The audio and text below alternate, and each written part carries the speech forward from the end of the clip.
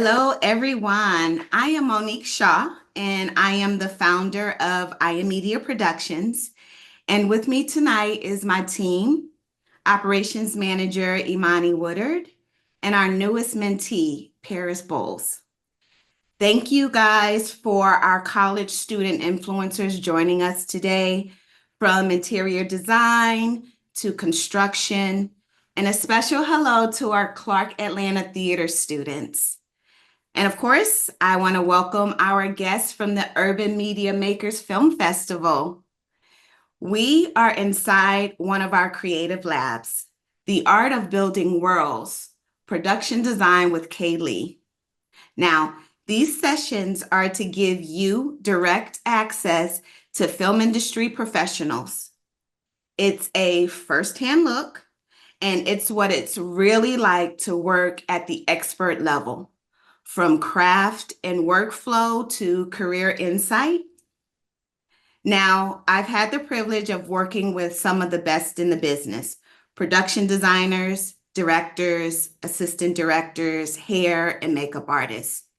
And as a former production assistant, Kay and I worked together on the film Hot Summer Nights and Insecure Season 3. So I know firsthand the level of care and precision it takes to bring a story from page to screen. So these are mentorship sessions that are necessary for you guys to elevate your projects. Now, just some light housekeeping rules. We will launch a few poll questions throughout the interview to see just who's in the room, and we really appreciate the engagement. Also, Q&A will be at the end of the interview.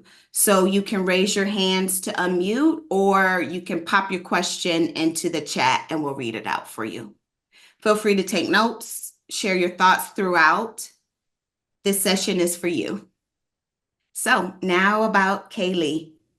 She is an award-nominated production designer whose fingerprints are all over today's most visually expressive shows. She's worked on HBO's Euphoria, Insecure, and now Netflix's All the Sinners Bleed. She is a 2020 nominee for the Excellence in Production Design Award for Euphoria and 2022 nominee for the Best Achievement in Decor and Design for Insecure. Now, Kay's done features, television, shorts, commercials. Girl's got a resume. She builds worlds that breathe, rooms that tell stories, and spaces that make you feel something. Tonight, we get to learn from her firsthand. Please join me in welcoming the incomparable Kaylee. Hi, everyone. Thank you for having me. Silent clap, but a big one, a big clap, because you go, girl. Just reading your resume is astounding. Thank you so much for doing this session for me and Oh, for yeah. us. Yeah. I believe that production design is so sexy, but I want to ask you, why design? Why production design? So I got into it kind of later in life. Like I think okay, I can tell you why I love production design now. I love production design because I like being able to help tell the story, but without having to and to build the world around the actors and where they play and what their sandbox is. I love being able to read a script and being able to visualize the world and see how the themes and symbolism of a story can kind of be thread throughout and how I can help influence that. Um, I guess I considered production design its own layer of storytelling on top of the words that are being spoken by the actors. So that's why I choose to do do what I do. I love what I do, and at times it's incredibly challenging. It's very rewarding. Sometimes it's I want to bang my head on the wall. So it elicits a lot of emotion. But even with all of that, the ups and downs, it's hands down something that I'm very grateful to be doing in my life. So Awesome. How'd you get started? I had a kind of a meandering path. I thought that I grew up with this idea that I was going to become an architect. Like I was obsessed with houses and buildings, and I grew up outside of Chicago, and we would go to downtown and take architectural tours and just kind of walk around different buildings, and I just loved it. And like I had a book when I was a kid, and it was probably from the 70s because it was all brown, ochre, yellow, and cream. You know, it was kind of like looked like a 70s book, but it Right. had like all different types of houses and from across the world. And I kept just imagining like myself being able to be in those spaces and like what would it be to design those kinds of spaces. So I guess I had always had an interest in architecture, but then when I went to college, I ended up focusing more on urban development and really wanting to like because I think Chicago, Chicago had a real big issue with low income housing, and I wanted to be part of the solution of being able to create something that where people could live with integrity. And then I found myself, being in costume design. And then I was a sculptor, and I just had a lot of different interests, And like I did fashion, and I worked as a denim technical designer. And I think ultimately, like when I was able to hone in on back into the idea of architecture, I found what that means in terms of film and television. So it really combined all of my interests in terms of architecture, art, storytelling, even costume design, textiles, and it seemed to encapsulate a lot of my varied interests. So that's how I found it. But it was really by chance.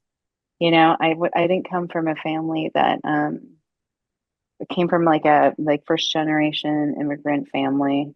Like the idea of working in film was incredibly not a thing. It was more like, are you going to become an accountant or a doctor or a lawyer or um and I didn't do any of that. And so I think I really confounded my parents. I think they just really had no idea like what to do with me. But but I just ended up finding my path in that way.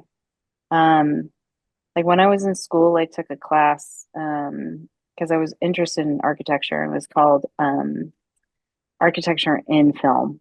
And it was taught by a professor. His name is Bruce Neumann, and who specializes in architecture and film.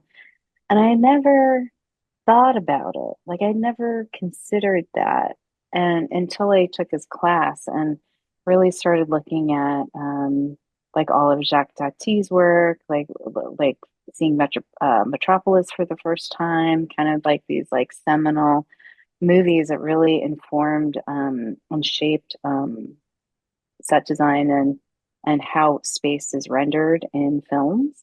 And I kind of figured like maybe that's what could do too somehow. But it was sort of like a really loose idea. I never thought that I could do it because I just I didn't feel like I had the access, you know? But it wasn't until later where I kind of felt like I had a peek into it because I had a friend who went to film school, and I started doing all these short films and really kind of just being like ex it really, kind of working on these shorts and being and figuring out the craft in real time um made me feel like, okay, maybe I can do this. Like Yeah. maybe this is actually a path that I can take. That's So I interesting. don't, yeah. So, That's really interesting. Our organization also took some architecture students to assembly studios so they could see a film studio lot. And we brought the mhm. architects from Georgia who worked on the site. And so the kids were like, wow, yeah, film studio. I mean, it's a part of the dynamic. If you're going into this field, there's some overlap in film and television as well. Mm-hmm.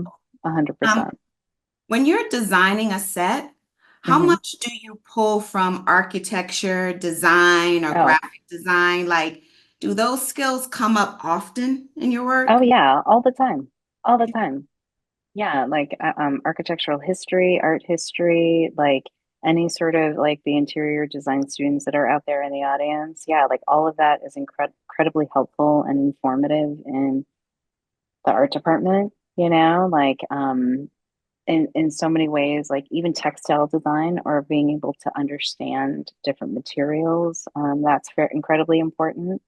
Um, and a lot of it, of course, there's talent or creativity involved, but it's also how, how you work with people, like how can you collaborate, like, there are sort of a lot of different things involved. But yes, 100%. Yes. 100% Yeah. Like often and often. graphics. Yeah, all of it. All of it. Yeah. So when you get a script, what is the first thing you do to start building your visuals? So when I get a script, I tend to read it once through and just sort of digest the materials and kind of have an idea of how it hits me in a emotional way. And of course, as you're reading, like as you're reading any sort of story, any kind of novel, you just are sort of imagining these spaces and these places. And then I um, read it again. And this time I'm kind of reading it more for details, like what kind of spaces are we in? Like what is the action that's taking place? Like what's the emotion or the tension that's happening within the story that needs to be emphasized. And then I break it all down and kind of really like break it down by set, what happens in each set, what are the like descriptors in it, or how are my feelings or my thoughts for each set in there. And then I just do a big kind of visual research, and I look at photographers, I look at Hmm. I mean, Instagram if it feels right, but sometimes like it could feel a little too glossy, but I'll look at fine artwork or movies that feel like they relate or seem to have the texture and the feel and the tone. I tend to build like a library of visuals, and then I put them all together, and I usually build them by how it feels, like the tone, not necessarily like this is the place. It's more like how do I want this place to feel? Like what is this place feeling like? And I put it together in a visual presentation that I use InDesign to do, Okay. and that's what I do. But a lot of times I have to do this without being paid. It's like you're trying to like, you like get, So- yeah, you gotta like pitch yourself constantly. like, like when can I just get the job? No, but you're constantly having to put together a deck because it's about like, okay, even if let's say this director likes your work, they need to see that you share their vision. Or maybe if you don't necessarily share their vision, like that there's something that excites them about what you're presenting. Like, oh, I hadn't thought about that. Oh, that's interesting. So, yeah, that's what I do when I first get a script. Yeah. That's awesome. I would love to know what color tone is for sad or what color tone is for party girl, but I don't know. Is it that simple? Like, I don't think so. I think it's kind of like it just really depends. It really does. But like, for this job that I'm doing right now, I do really think that my first deck is evolving to what the look is ending up to become. So in okay. that respect, it usually ends up that way. Like, even if I'm like kicking myself because I have to do all this prep work, it usually benefits because it generally doesn't stray that far from what's been initially conceived when you first read it. Because, it's kind of like you read it and get a feeling, you get like these ideas. And I haven't had an experience where it's been completely different on the page Well, you are a yeah. superhero. You are a superhero, so it's a little different. So, my next section I want to go into is iconic spaces and real influence. And, Mhm. I'm going to the Insecure block party. How did you make Insecure's block party feel so lived in? Oh man, I mean, I think that entire show is so Issa is incredibly, as a showrunner and a storyteller, she is very much rooted into authenticity and authenticity of place. And, I think that show is really great because it really captured a section, an area of LA that just wasn't represented in a way that was one positive, or two, like just had that kind of richness and just a different history that we've seen, right, of LA. So in the block party, because we've known about the idea of this block party since season three, since the beginning of season three, because they're kind of building on like arcs of like how these characters are going to grow and what they're going to do.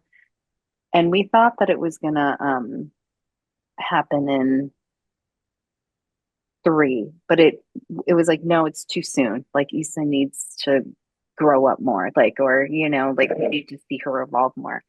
So in the block party, we planned probably like the entire season for it.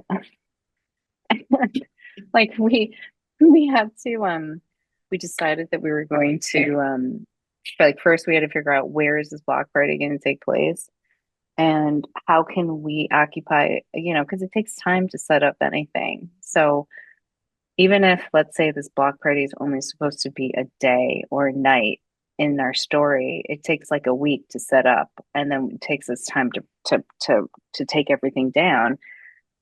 So we needed to find a street that we could close off for that amount of time, and who would embrace us for being there because we're kind of stepping all over the businesses and everything. Yeah. So Inglewood would graciously let us come into their main street and we like took it over. And so to like in order for it to kind of give it that like rooted authenticity, we we approached like a lot of local artists, a lot of local businesses, artisans, like trying to get people from the community to help populate the event to make it feel that level of real. And then we supplemented where we needed to. Like if it let's there was a soap vendor or a makeup vendor who was making their own hand soaps and creams, but she didn't really have anything. So we kind of worked with her one on one to be like, okay, what is your brand image? And then we would supplement her booth and her presence so that that she could have this full realized booth, that as part of our block party. So I don't know. It was a great experience. I don't know how to, yeah, it was just great. Yeah, It's I great. know Yeah. that in between all of that, you have to get, filming permits for the Yeah. area, and that's mostly your locations, folks. You just Hmm. come in, you just move in and start decorating and kind of putting up structures. Are you building booths? Are they kind of pop-up booths? Is there construction involved?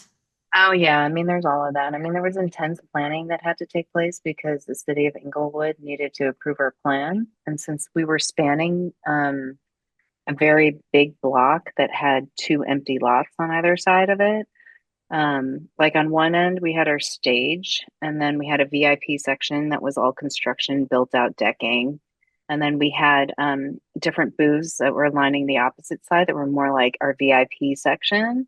Mhm. And then as you go deeper into the block party, we had like sponsorship. kind of moments where Sonos was a sponsor in our story, and we built a Sonos house, and I forgot some other vendors that were there, but then we also had like a flower truck and other people who we were calling our vendors, our sponsors. And then as you went into the empty lots, we decided to create a food truck court. And so we asked local food trucks if they, to participate, and like created a food court. And then we had another row of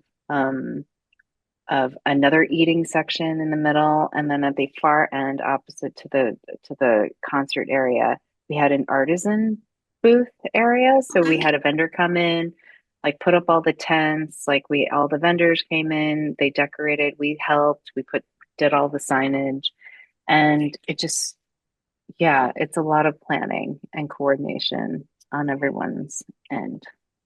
And So that's good tips for students and indie filmmakers also. If they want to do something large scale like that, you've just pretty much gave them, some things to kind of check off to still make it happen, invite local vendors in.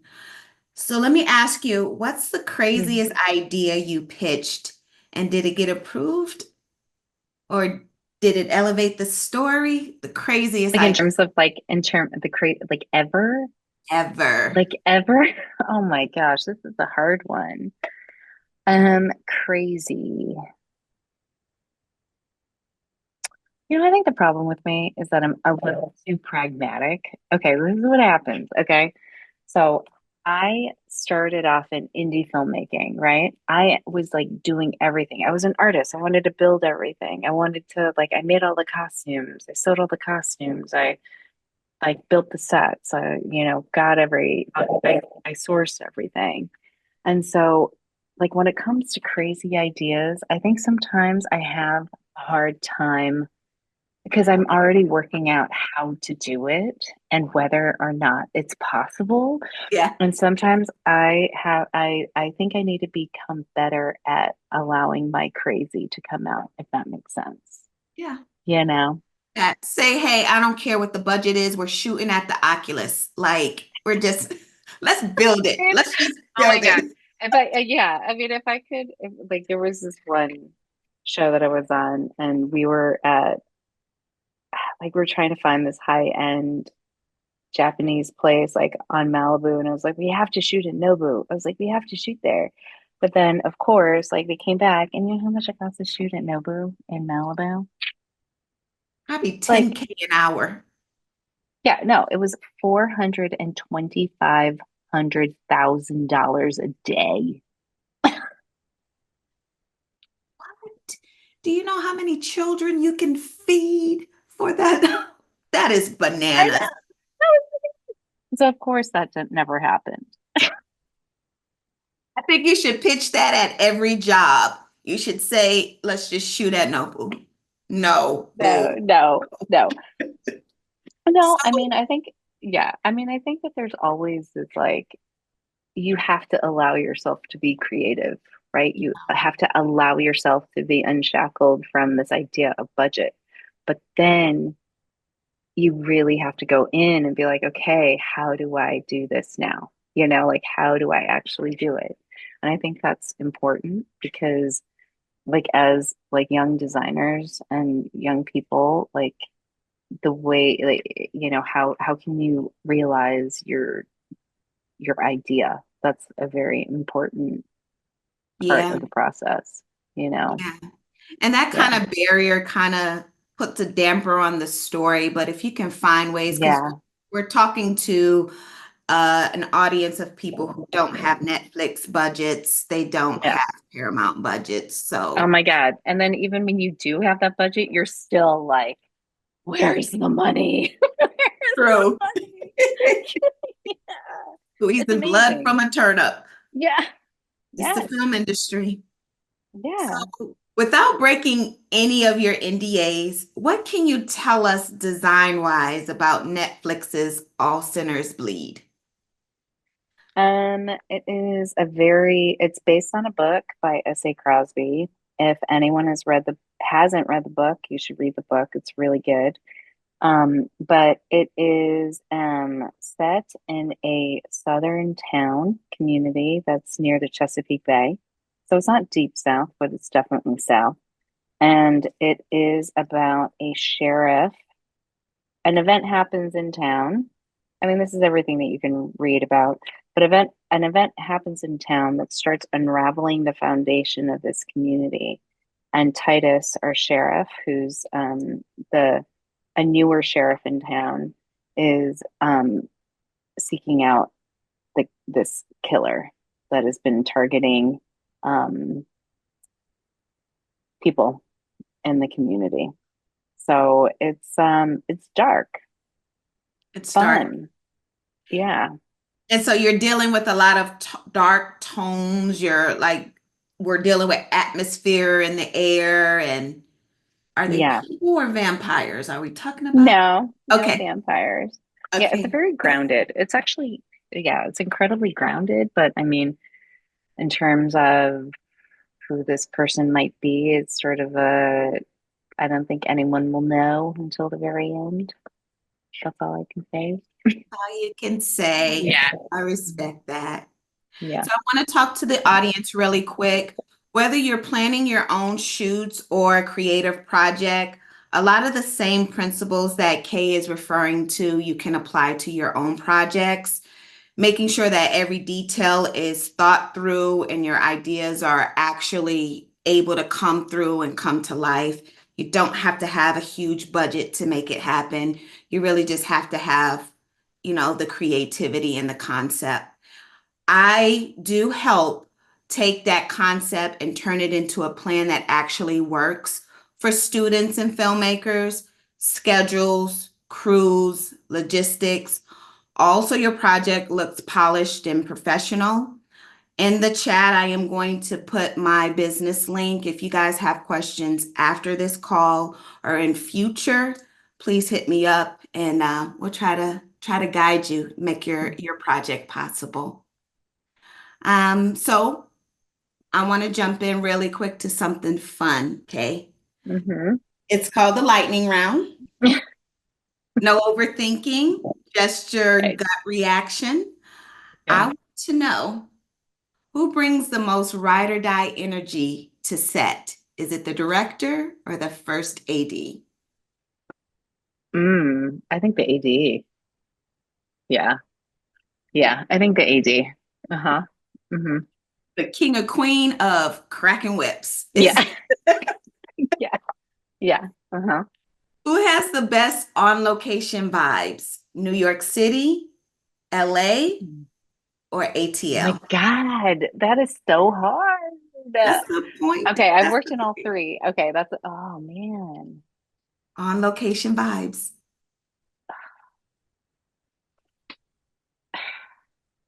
Can I say why I like everyone? Oh, it's lightning round. Okay, I'll say LA. You said LA and ATL. Huh. Well, no, No lemon pepper for you for months. It's good. all good. In New York, when I'm in New York, I always feel like I'm on a film set. Like the little coffee shops look so dressed up and the light. I love New York. Yeah, I But love New York too. yeah. Hmm. Which lighting vibe tells the story best? Natural sunlight or practical lamps? Oh my gosh, they tell different stories, so they're equally as good. Okay. Yeah. Okay. Texture that feels alive on camera. Is it wood and fabric or metal and glass? Again, that's a very difficult choice. I like metal and glass because it offers reflection and a lot of that kind of translucency where you feel like you can shoot into it and dirty it up and have something to look through. But wood and fabric give warmth and in a different way. It's Mhm. almost like saying practicals and sunlight. Is there? Yeah, I can't choose. You can't choose. Mm-mm. Sketchbook or 3D render software? Oh God, that's hard. I usually sketch out certain things, and but then when it's realized into 3D models, it is. it makes it easier to convey your image sometimes. Yeah. What software are you actually using? Um, I think a lot of things currently are built up in SketchUp or Rhino, and then they're brought into maybe Twinmotion to add rendered textures. So yeah, I mean, there's a bit of Maya, but I haven't experienced needing to work with that very much. So And a student on a budget, what would you suggest for them? I think SketchUp is fun. It's totally great. Okay, Yeah, yeah. SketchUp. So this is a fun one.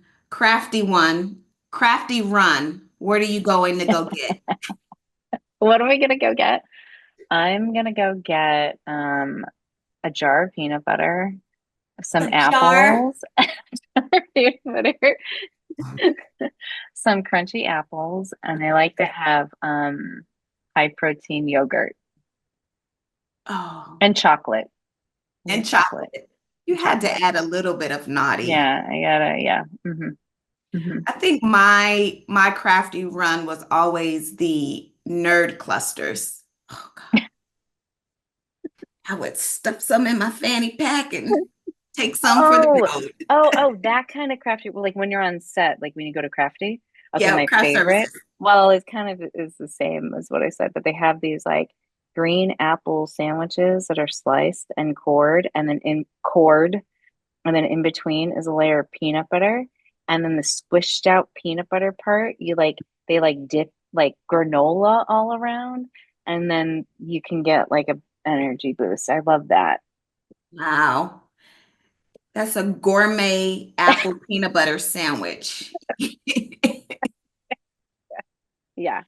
All Hmm. right. And then last question. Production meeting or that could have been an email? That could have been in an email. We're all so busy, right? Yeah. Sometimes they're good, but sometimes it's like, why, why are we doing this? Yeah. Well, that's the end Yeah. of our lightning round. Thank you. You rode the fence on a lot of those answers, ma'am. I know. I know. So let's get into collaboration and team dynamics. So, would you say that the locations department is your greatest champion for big sets? Mm, okay. It depends on if we need to find a location or if we're building it. So, I work with the location manager hand in hand. That's like one of the first relationships, when you come on a job because, a lot of times, like they also have an idea of what the space is, but they're looking for guidance from you to tell you what the space should be. Okay, And so you're kind of collaborating together. That person's going out and trying to find these options for you. And so it's a lot of back and forth that kind of happens. Um, and so, but when it comes to like a bigger set, it just depends on whether or not you have to go on location or if you're building it. Like if you're building it, then I would say my biggest collaborator is with like my art director and my set designers, just kind of trying to figure out what that is. And that's it. gotcha. And that was my next question. Can you walk us through your team and who does what? So, if there are some students out there that really want to transition into a department like yours, what Okay, are your sure. hierarchies?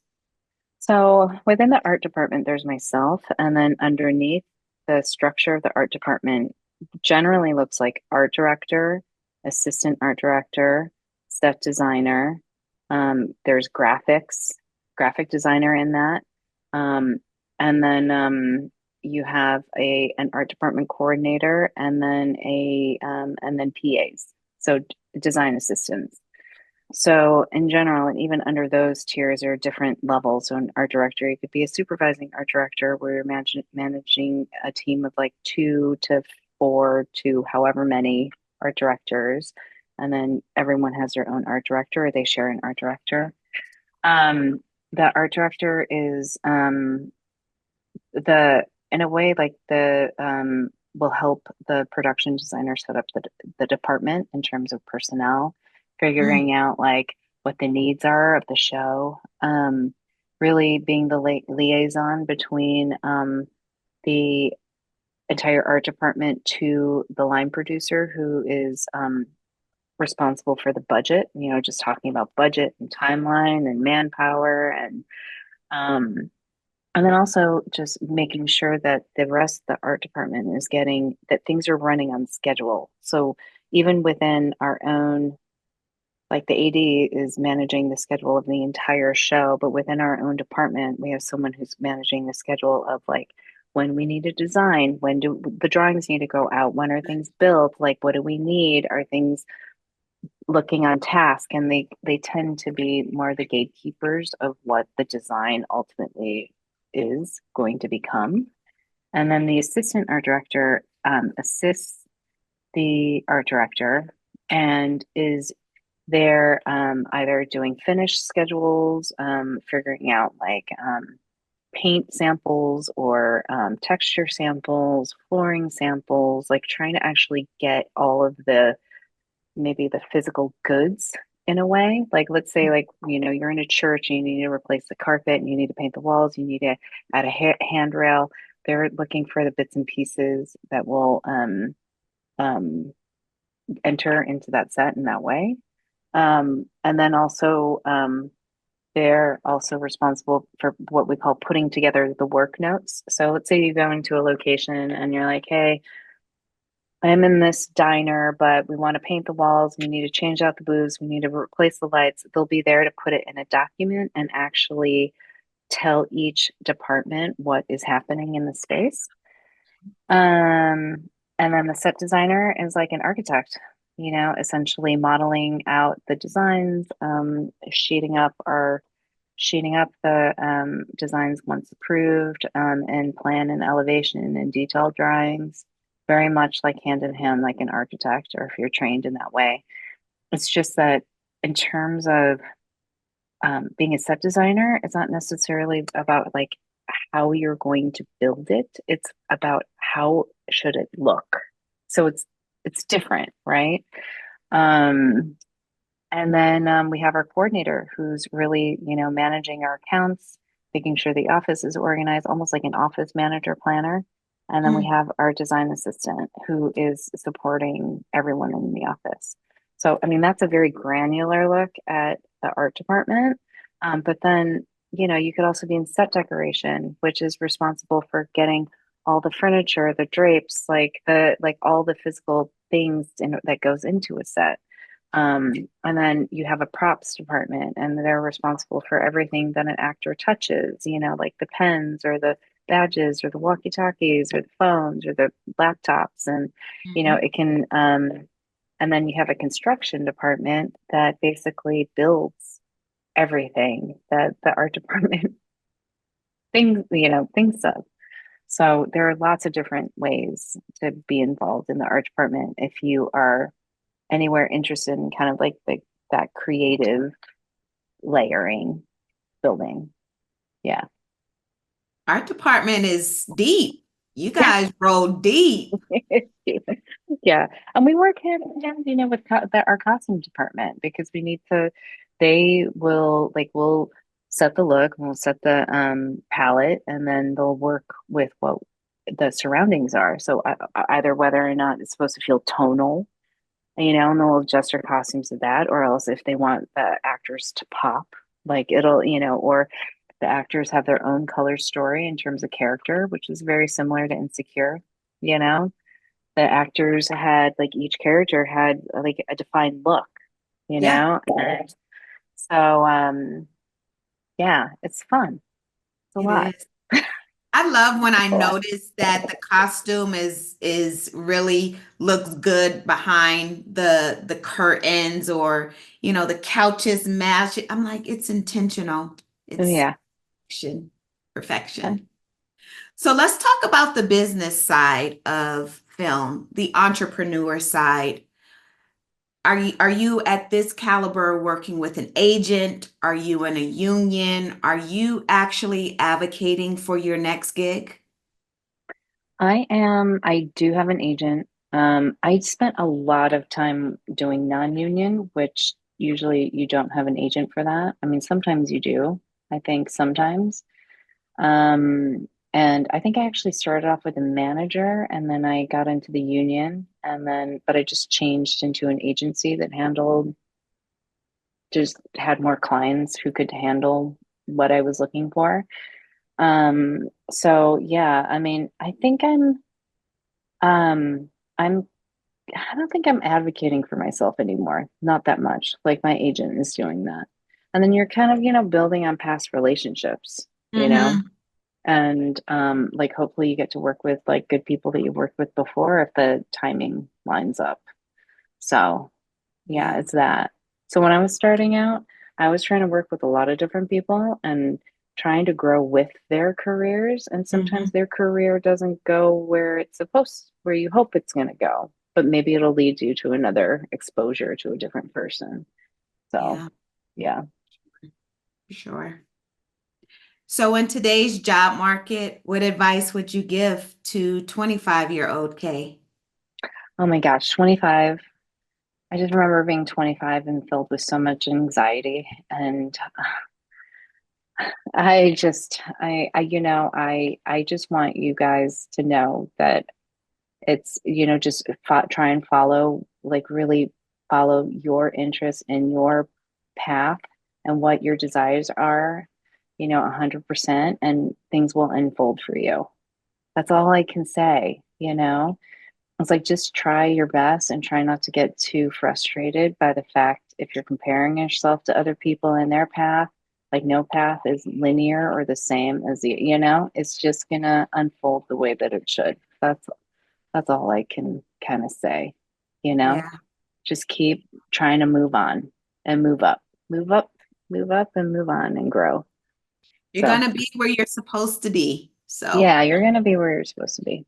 so Yeah. on a basic level, are we telling 25-year-old Kay to start out with a portfolio or to network?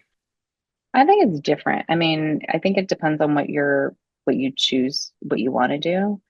Like the way that I did it was that I worked on like short films, like student short films.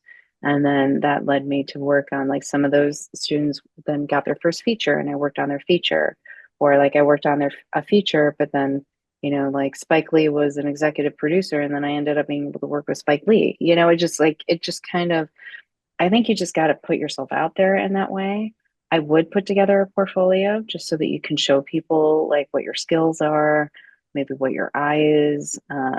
And I would definitely try to network. I mean, if it's something where you want to work with a particular production designer, set decorator, or even if you like a graphic designer's work, if you're like, oh, I really love the show and the graphics were amazing, and you can figure out who the graphic designer is and try and find their contact information, just reach out. Be like, hey, can you grab a coffee? Like, I'm just trying to get into the business or trying to figure things out. Like, love your work, would just love any advice. I think that that is um, useful, like there's an art director who I'm working with who was saying how he got his start, like he moved to New York and I forgot what the origin of why he moved to New York, but he realized like, oh my God, I need to get out of here because it just wasn't the right space for him at the right time.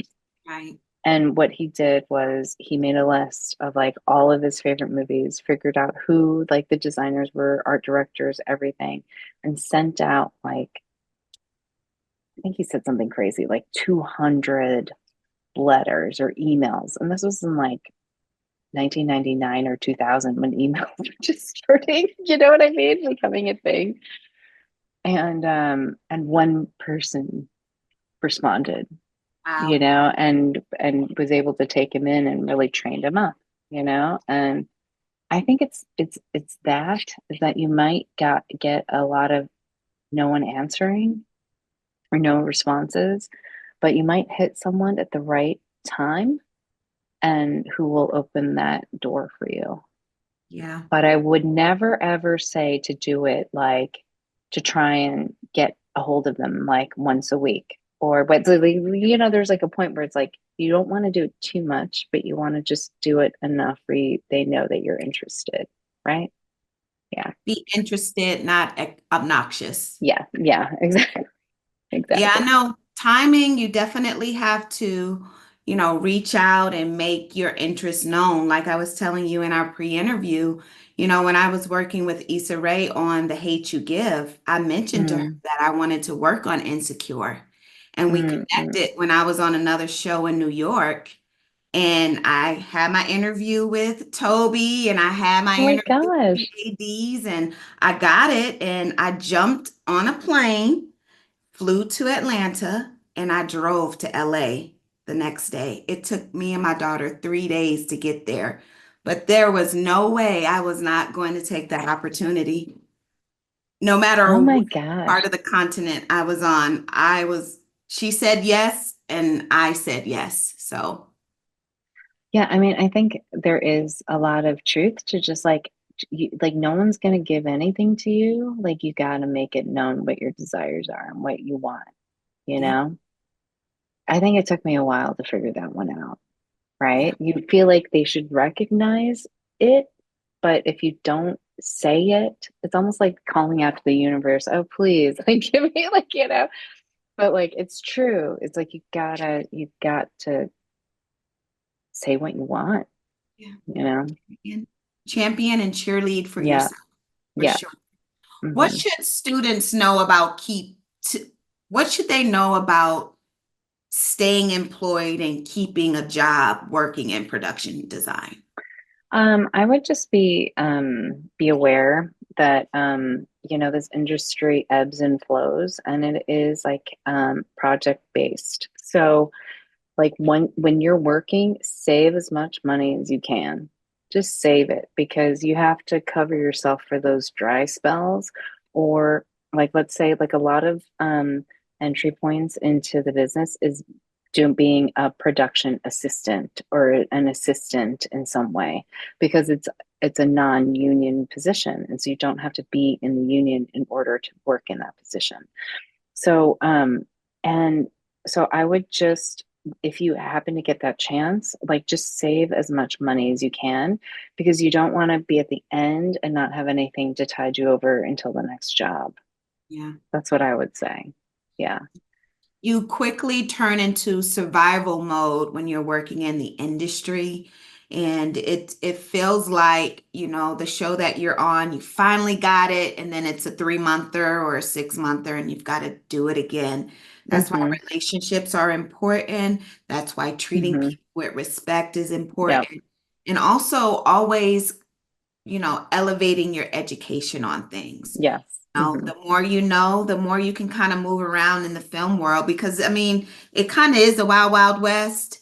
It's like who you know, and then when you get there, if you could really do the job, there's literally no arguments gonna happen. Mm-hmm. Mm-hmm. I just want to kind of turn on that question. How would filmmakers find a production designer for their projects? What would you suggest for that? Like in terms of like a student film or like an entry level kind of That's I a like student film. I'm also running across some creatives that want to apply for grants, um, oh, filmmakers okay. grants. So if their sweet spot is directing, how do you get the Right. production designer for your first project?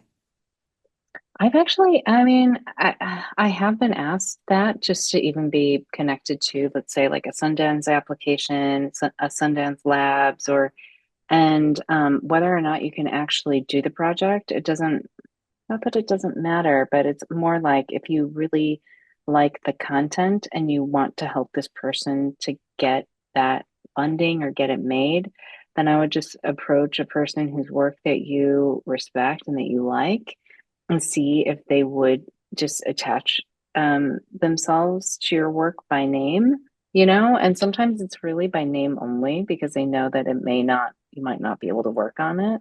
Yeah. I mean, that's kind of a bigger ask, but in terms of finding a collaborator who you can work with, I mean, I'm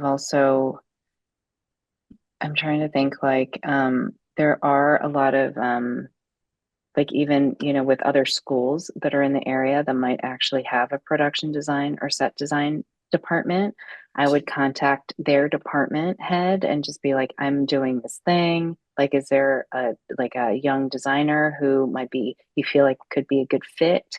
And then try and get a connection in that way. Um, yeah, I don't know. I don't know. That's a That's hard smart. one. That's a hard That's one. that's really smart. Go directly to the student. These students eventually have to do an exit, They do. so Yeah, because they want also the experience too of being able to design a tangible thing. And even if your budget's like $500, there's a surprising amount of money that you can do for $500. Like if you're resourceful, you yeah. know? Like I remember like because I became like very good at these like short films and I had kind of amassed my own um I wouldn't say like it wasn't really a prop shop or anything, but I had a bunch of bed sheets and covers and lamps and just like oddities and typewriters. I would just sort of collect stuff, right? Okay. And then I like if there was a short and they had, $500, but I would be like, okay, if I spend 500, can I keep some of the items that we're getting to help me like, build this up and then I'll use all these things as part of the job. So I ended up amassing like probably way too much stuff. But it just like that was just the way that I operated. I was really scrappy.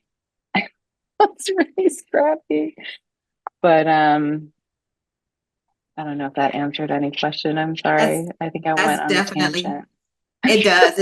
It's very smart because you just go to the source, go to the local Hmm. colleges. We all creatives. We just want to link up. It's definitely a team sport. Hmm. Yeah. So Yeah. where can students follow you, Kay? Where can they really deep dive your information?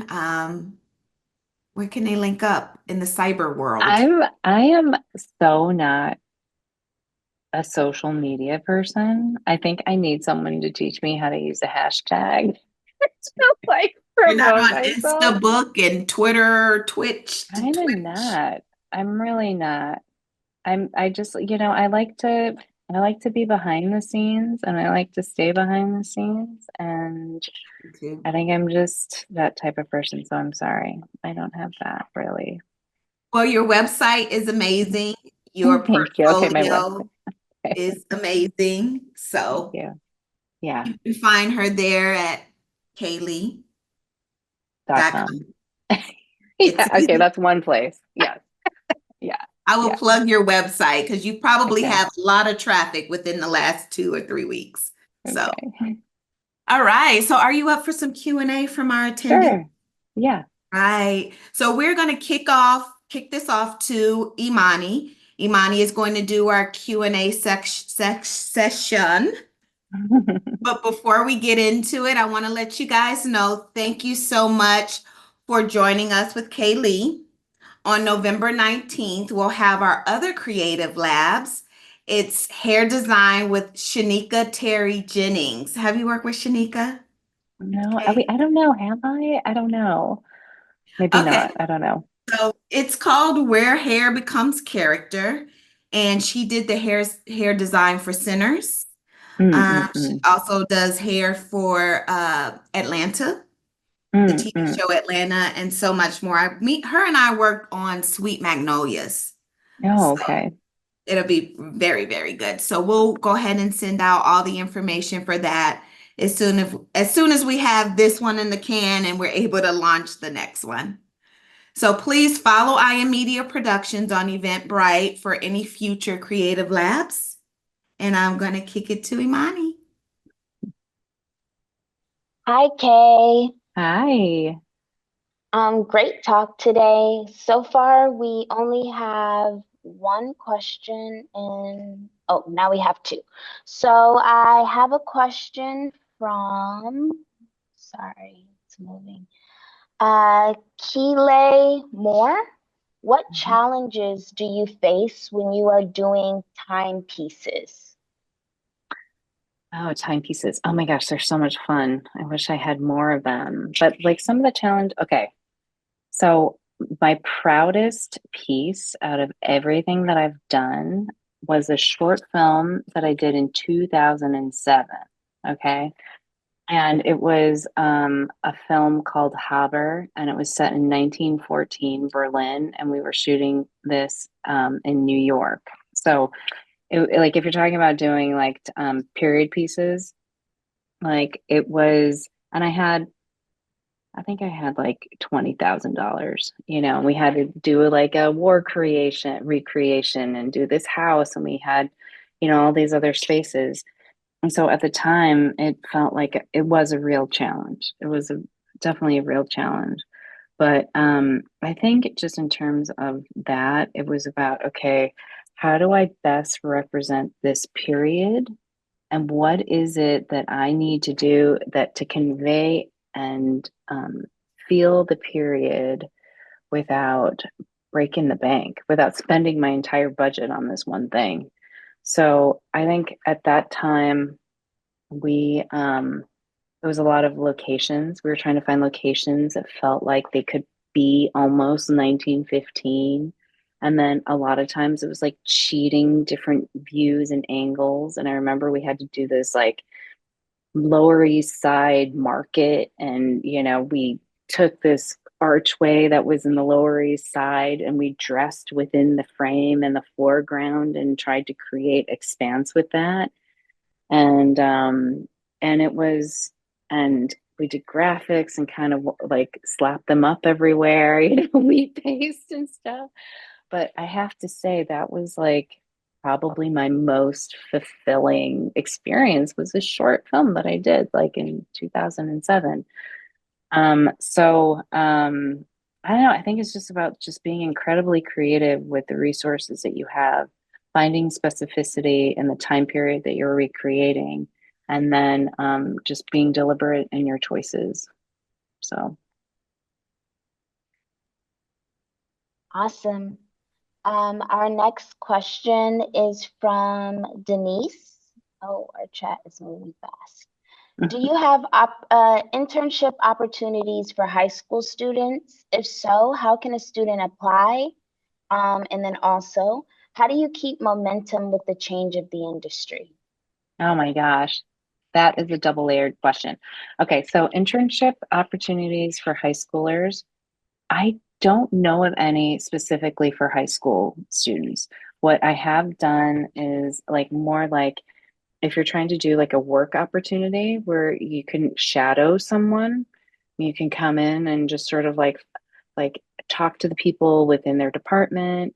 Like I've had a couple students come in where they shadow me for a few days, like 3 days. And, in that they see what I do, but then also talk to people in the department. But it isn't like an advertised thing. It's more like, a relationship, like through a relationship that you have, maybe. I think also there's like internships within the film community right now, is because there was a lawsuit about unpaid internships.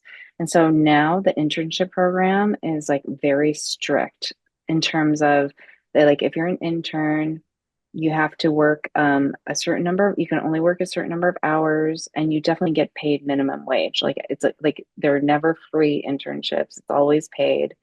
But like Disney has like a big internship program. I think HBO has a really big internship program. A lot of the bigger studios will have internship programs that you can apply to and submit your name to. And that's how actually a lot of our production assistants came from that program. And it's great, you know. There's in LA, there's there are a couple of organizations that pull from communities that don't have this exposure.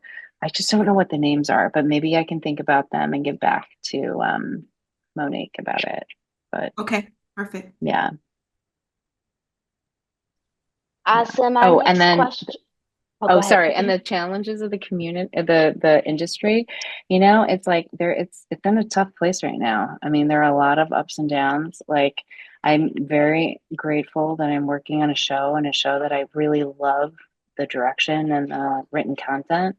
I think it's about, I think Monique was speaking to this before about just like keeping up with, like, just keep learning, keep fresh, try and keep up with what's changing, and then you will be able to adapt to whatever is going on. I think the worst thing to do is to, I don't want to say be stagnant, but kind of be obstinate about change. Like, you got to change with the change, you know? So I would just try, that's my advice. Yeah. Yeah. Awesome. Our next question comes from Gwen. What skills would you say one needs to be successful as a set designer? And then Gwen also says, we have a large space that we would like to offer to filmmakers. If one was Oh. to create many sets within the space to highlight how it can be best used as a set, if anyone's interested. But yeah, her initial question, what skills would you say one needs to be a successful set designer? I think just to understand, it depends on what kind of sets that you're designing. I love that question. But in terms of like what you actually need in terms of your skills, um, to like if you're talking about like housing, I think you need to have drawing skills, like drafting skills. You need to understand how to get the information that you need that to what makes sense in terms of construction. Like if we're talking about like a casement window, or like a mold, like just in terms of like the speak of um specificity of architecture. There's this, well, I'm trying to see if I have this book, but anyway, it would just be, it's really good to understand space, and just in terms of like the hard skills, I think that being able to do simple drawing, even just to illustrate like some ideas that you have, being able to use like programs like Rhino. Like Rhino, I think is kind of the standard right now in terms of what I feel like a lot of people use as set design, because you can model it out as well as create construction drawings. Um, yeah, and then just, it's all about also how fast you are. Unfortunately in this business, like Yep. television, especially film, it's all about speed and how quickly you can get it done, you know? Yep. So just trying things out. I would almost say like not getting too attached to anything, because you're just trying to pump out the idea. Because sometimes the designer, meaning myself, like I don't know exactly what I'm looking for sometimes, but that when I can see it and we can work together on it, like a lot of times I'll just sit here and I'll be like, oh, can you add this and do this? And that person is literally working in real time, like, Yeah. doing it. It's just, yeah, just advancing your skills and speed. Yeah. Yeah. And it's money. Yeah. And with Time is money. time, you're spending their money. It's not Yeah. a good Yeah. thing. Yeah. Yeah. So we have quite a few questions. Malcolm, I also see you've raised your hand. We got a queue going on, so I will unmute you as soon as it is your turn. But the next one that came in was from Maya. From a theater arts major at CAU, my question is, how did college or film school prepare you for the work you do today? What things do you wish you took more advantage of at school? Oh my gosh. If you are in a theater and program, I would, I did not have that experience. I wish I had that experience. But I would just try and explore and do as much as you can while you're in school, because you'll have access to resources that you won't have once you're out. So, like whether or not you have access to a studio where you can build, or that, you have access to the computer with all the programs, or if you have, just even your peers, who you can collaborate with. I would just keep that as in mind in terms of like just taking advantage of all of that while you're there. And then like when I was in school, I actually did costume design and so I did costume design and sculpture. And so like what I loved about that was like in terms of sculpture, I just loved making the object. It gave me an outlet of working with my hands and being able to create and make something that didn't necessarily serve a purpose except for the art, right? And then for costumes, I loved like it almost felt like architecture for the body. You know, a lot of the things that I did was very highly constructed.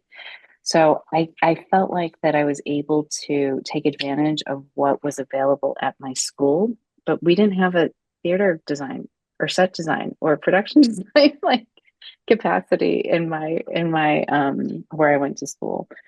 So yeah, I would just take advantage and soak it up as much as you can, really. Yeah. And Maya, thanks for joining us. She's our Clark Atlanta University influencer. So, hey, girl, hey.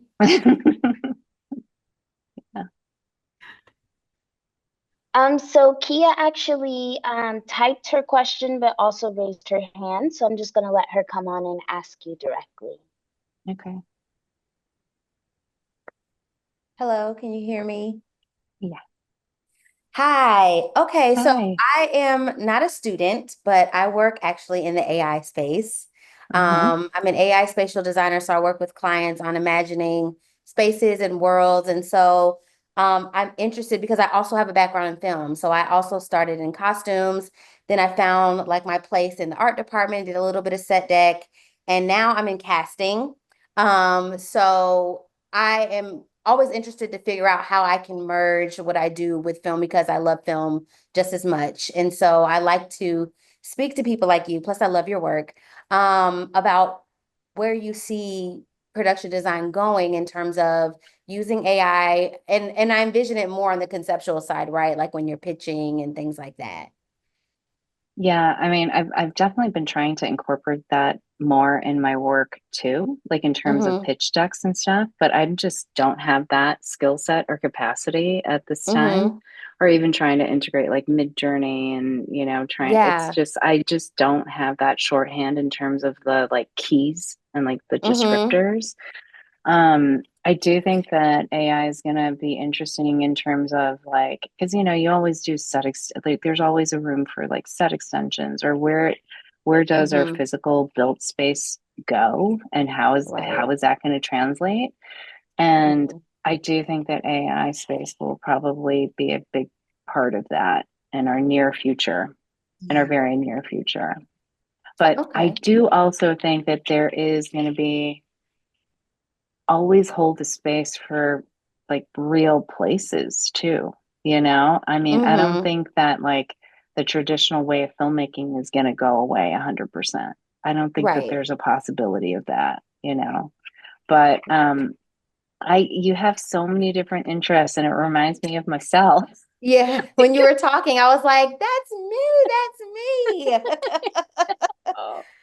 Yeah, so like I do feel like where you are right now, like working, do you feel like that's like pulling in all of your interests or I do. It's kind of come full circle a little bit. Because I when I started, I was interested in architecture and interior design. yeah. It just so happened that it was expensive to go to art school, so I didn't Oh go that yeah. route. Yeah. And so now I get to kind of work in that capacity in a different way.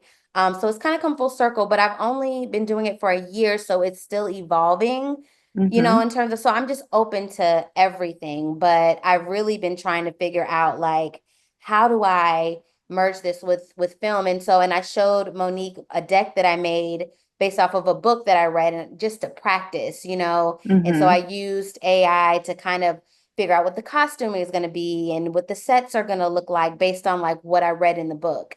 Mm-hmm. So that was fun. I would love to do more work like that. But I just haven't found the opportunities or the people that are looking for that kind of work yet. So that's why I'm kind of like, is it something that, you can see becoming a thing or not? Because Yeah. I'm hitting brick walls everywhere I go when I ask about it or. Oh really? I mean, I feel like in the VFX space, That Mm-hmm. is used a lot actually. I mean, I just Okay. got the deck from our VFX supervisor and I was like, "What?" Because Mm, it's literally like shots from our show that hasn't been shot, but it really feels yeah. like that she took like what she knew of what the story was and the Mm-hmm. tone and so I can totally see that translating. I mean, basically what you did, right? And Yeah, yeah. So, her project was really good. Thank yeah. you. She shared with me. It was So, really good, Kia. Thank yeah, you. so I can see that working out 100%. I mean, Mm-hmm. also, if you're into creating, is that what you're into? Is kind of creating decks and spaces, like in terms of for story for people? Yeah, Because that's what people, I'm. Mm-hmm. Go ahead. yeah, yeah, because like a director will work with usually, they'll have a point person to put these decks together and to put, these Mm, images and kind of create it for their pitches and stuff. And so, I mean, yeah. yeah, so it's I love totally, world building. I love world building. And if that involves like creating a deck, I just created a deck because that's the only the way I could have seen me being able to practice using it without, engaging someone first. But yeah. world building is really like, and I've engaged other like producers and stuff about like, working with them on world building when they're conceptualizing or building a pitch for their projects. And so I've gotten like good feedback, but people are busy and it just hasn't materialized yet, but definitely yes. Yeah, I'm just trying to think of like more specific advice I can give you because I feel Mm-hmm. like what you're doing and what you're working on right now is a Mm-hmm. very easy like it's what people Mm-hmm. do, Yeah. like Yeah. yeah, And what people need people people don't like you. what Yeah, people Yeah. don't want to do, actually, all these yeah, decks being built, her decks, Mm-hmm. she's got it on a system and she's got it all drawn out and got templates built for it, and it actually looks beneficial. It's Mm-hmm. yeah. definitely a space. Kia, maybe we can offline and I can try to Mm-hmm. share something more direct with Kay. I'll Okay. Mm. happy with your availability, definitely, but Okay. that's Yeah. some insight for you. I'm glad you made it to. Yeah. Mhm. Me too. I'm so glad. I love your work, Kay. I love Oh, thank you. Insecure. And I'm happy to have been here. Thank you for the invite, Monique. You're welcome. Awesome, Kia. Thank you for the question. I'm gonna put you back on mute. So our next question is Charlie West. What do you do with everything you build and everything you bought after? Can you reuse it? Also, it feels like every day looks different for you, but can you give us an example of your day? Oh my gosh, yeah, every day looks different. That is very true. So on a normal course of the day, I wake up at like 6 a.m. and I usually I'm usually at work by 8, and then I'm usually on call until 11 at night. But like I come in and I usually meet up with my coordinator and I talk about like what the day, what meetings, like what needs to happen.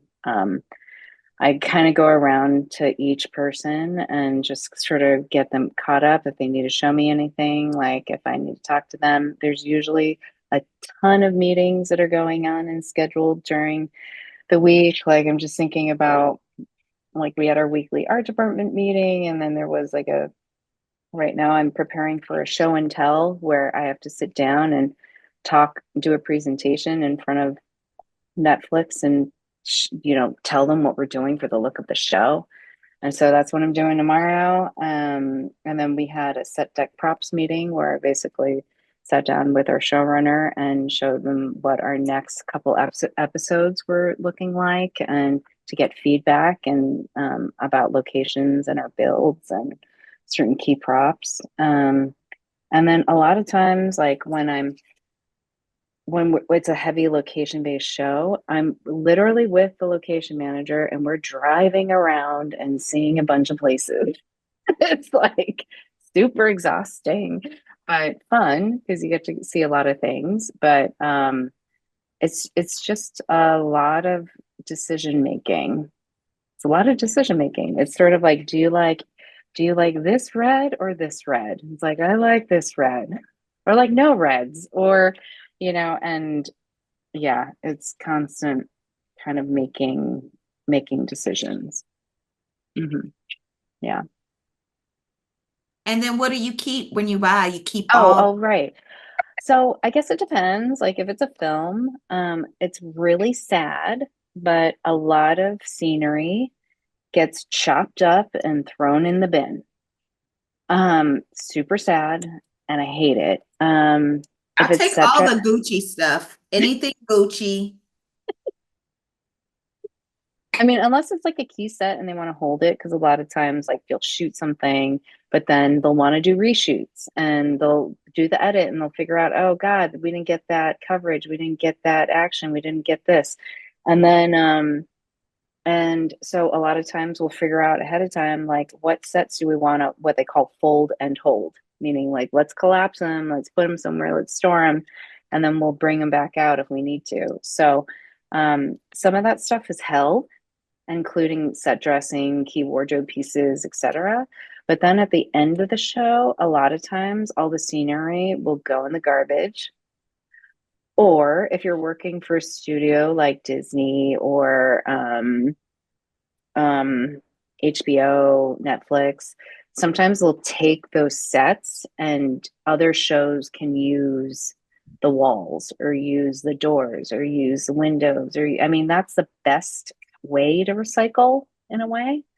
I think the industry is trying to become more sustainable, Yeah. but sometimes like you have a weird set, like no one's gonna like who can use it, and it'll unfortunately go in the garbage. A lot of the set dressing, like wardrobe, furniture, they'll have set sales where people can come in and where you can buy stuff. But eventually, like in LA specifically, there's like one spot you can go to because they seem to get everything from Universal. There's this like one thrift store, and all of a sudden you'll open up a box. It'll be like a box from like, I don't even know, like what's a show? Just name a show. It'll be from like Zoolander. I Cats don't or know. Zoolander. Like I don't know. Yeah, like all of a sudden you'll like people will like you'll open a box and it'll be like stuff filled with like you know props and things from Wow. yeah. So yeah, unfortunately, I mean, I think people are trying to be a bit more resourceful and sustainable, but a lot of the scenery goes in the garbage. Yeah. Yeah, Not a good thing. yeah. So we have Mhm. about three more questions left. This one Okay. comes from Gianna. Can you share more about how you worked your way up through the art department? Did you start as a PA, and how long did it take you to get into production designing? Okay. My path is a very, I don't want to say it's an unconventional path. Everyone's path is different. And so when you talk to people in the art department, they'll say they'll have different journeys. So this is just mine. So my journey is that I worked as I worked on the weekends and on my days off while I was working a full-time job, and I did short films and I production designed short films, which meant like I was doing everything. And then I happened to be working at like doing that for, I was living in New York at the time. And so I was doing that again, like that idea of like contacting the department for a designer or for a cinematographer or whatever. Like you can really find those in film programs around you, right? And so I worked then with that one short film. I ended up working on a bunch of NYU and Columbia film grad like film school kid, like students, I shouldn't say kid, but student productions. And then as a production designer, but as a production designer, you're doing everything like wardrobe, hair, makeup, like everything. And then from there, I worked on small budget features, micro budget features that were under 500,000. Then I worked on a feature that was 1 million and then 3 million. And then I worked on a feature with Spike Lee that was like a 1.5 million. And then that kind of it just kept building, right? And it I felt like it took me a while because I didn't go to school and I didn't feel like I felt like I needed to learn my craft in some Mhm. way. And so doing all these short films was like my schooling in a way. Um, and I don't know. I mean, I guess in terms of like being paid for it and not having to rely on a separate job, I would say that it took me like 4 years, Wow. you know. But you got to keep the hustle, right? So even when I was like working, I was like, oh my God, I need to get another job. And you're constantly just like looking for another job to help you while you're doing what you want, right? So yeah. But I was living really scrappy. Like I don't think I could live on what I made then, like now. And do you feel So like skills wise, your tool was sharpened to step into a department head role in the 4 years? Did you get your mm, chops, you know, you well well because I matured, I like grew and I experimented with each production, with each project.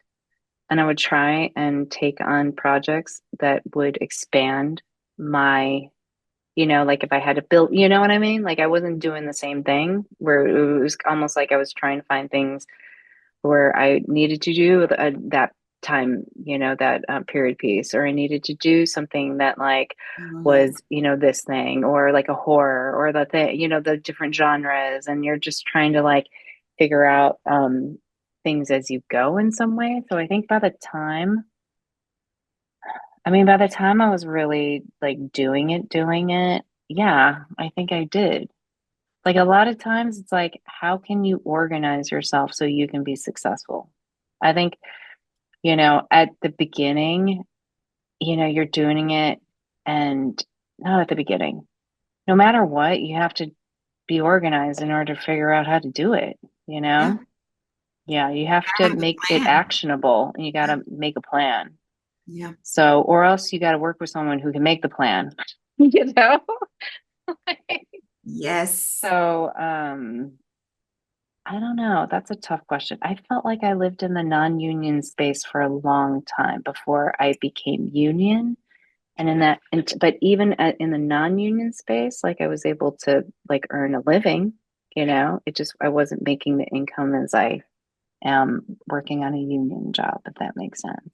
I think that's the draw. It's like non-union, you kind of get in there and get to diversify because why not? Yeah.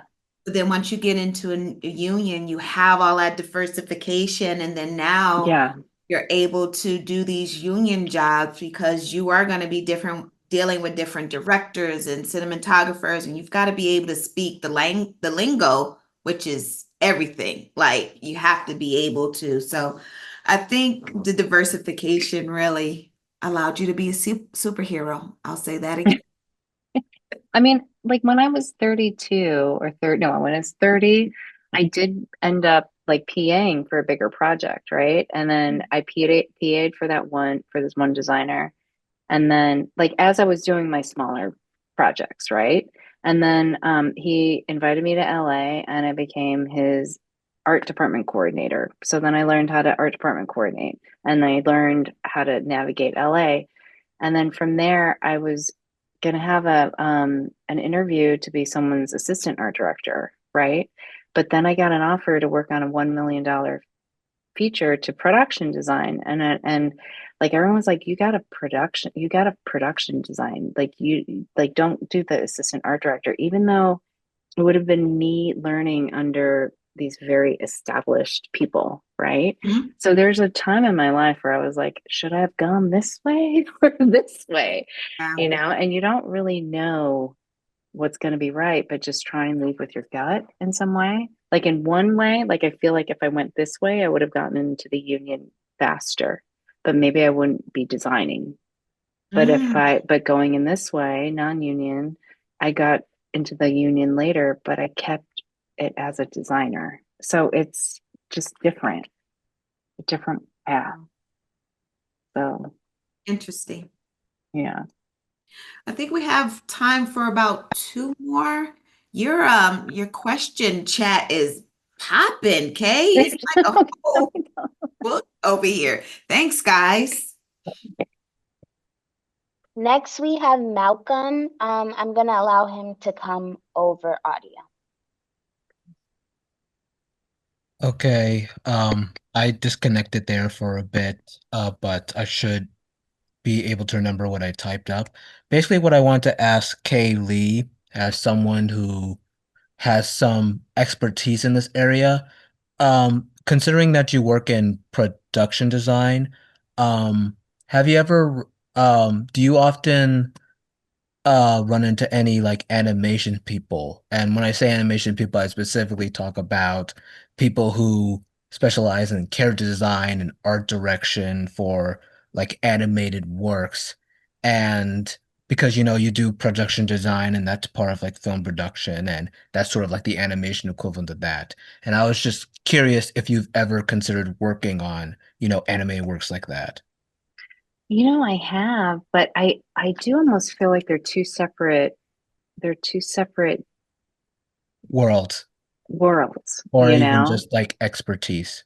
Yeah, yeah, exactly. So, in terms of that, I don't, there's a really good, great documentary about, no, I mean, it's not a documentary, but it was almost like my kids were really into that animated series that Pixar did about the baseball team, the Like, it girls' was called baseball like team. Step Up or something. Yeah, something like that.